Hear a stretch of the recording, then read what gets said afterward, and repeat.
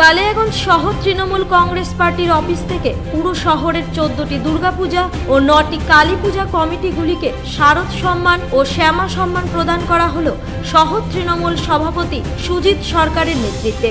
এদিনের অনুষ্ঠানে উপস্থিত ছিলেন পুরপ্রধান রামনিবাস সাহা, উপপুরপ্রধান ঈশ্বরচন্দ্র রজক, পঞ্চায়েত সমিতির সভাপতি হিরণময় সরকার, তৃণমূলের পুর কাউন্সিলর সহ তৃণমূল কর্মীরা।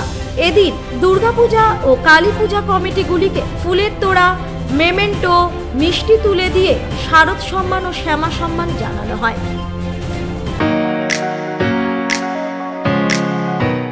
রায়গঞ্জের নিশীথ সরণিতেই মিলছে ফ্যাশনের সেরা কালেকশন।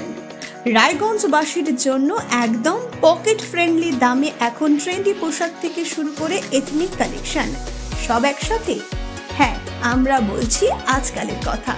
এখানে মিলছে এক ছাদের নিচে পরিবারের সবার জন্য পোশাক, মহিলা, পুরুষ আর শিশুদের জন্য অসাধারণ কালেকশন।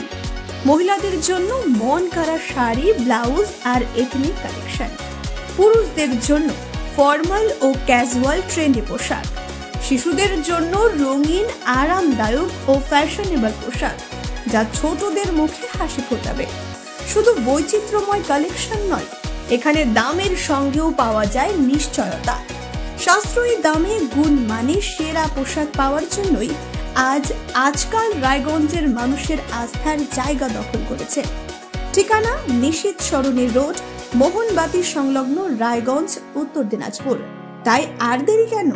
আপনার এবং আপনার পরিবারের ফ্যাশনের সেরা গন্তব্যে একবার ঘুরে আসুন। আজকাল আপনার ফ্যাশন, আপনার ঠিকানা।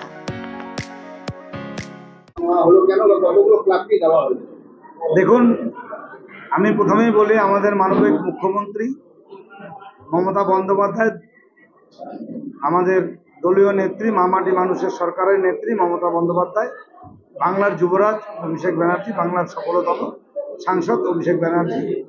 আমরা এই উদ্যোগটা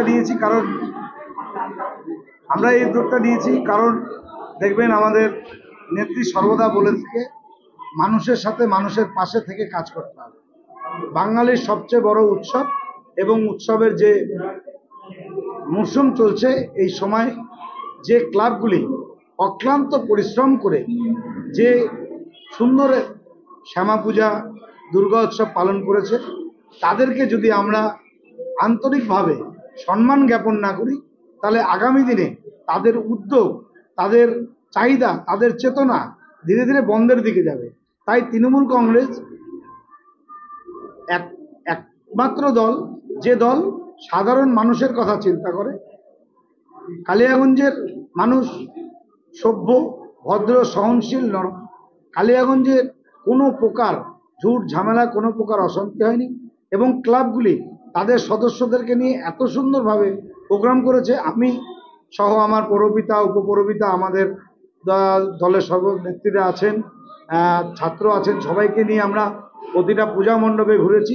এত সুন্দর পূজা উপহার এবছর, যার জন্য আমাদের মনে যে মানসিক চেতনা, মানসিক যে বেদনা সমস্ত প্রস্ফুটিত হয়েছে, যার জন্যই আমরা এই একটা সুন্দর একটা প্রোগ্রাম করেছি যে আগামী দিনে যেন ক্লাবগুলি আরও সহনশীলতার সহিত আরও বড় করে আমাদের এই কালিয়াগঞ্জকে ভালো পূজা উপহার।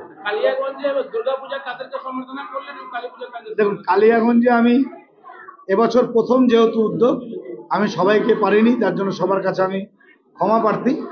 আমি 13টা ক্লাবকে, 14টা ক্লাবকে দিয়েছি, আর শ্যামা পূজায় আমি 9টা ক্লাবকে দিয়েছি। যারা বাকি থাকলো, কারণ স্বল্প সময়, চিন্তা ভাবনাও স্বল্প সময়ের, তার জন্য আমি আগামী বছর কালিয়াগঞ্জে যত দুর্গাপুজো কমিটি আছে এবং যত শ্যামা পূজা কমিটি আছে, তৎসহ আমার চেয়ারম্যান সাহেবের যেটা বক্তব্য, সত্যি এটা আমার চিন্তার বাইরে ছিল।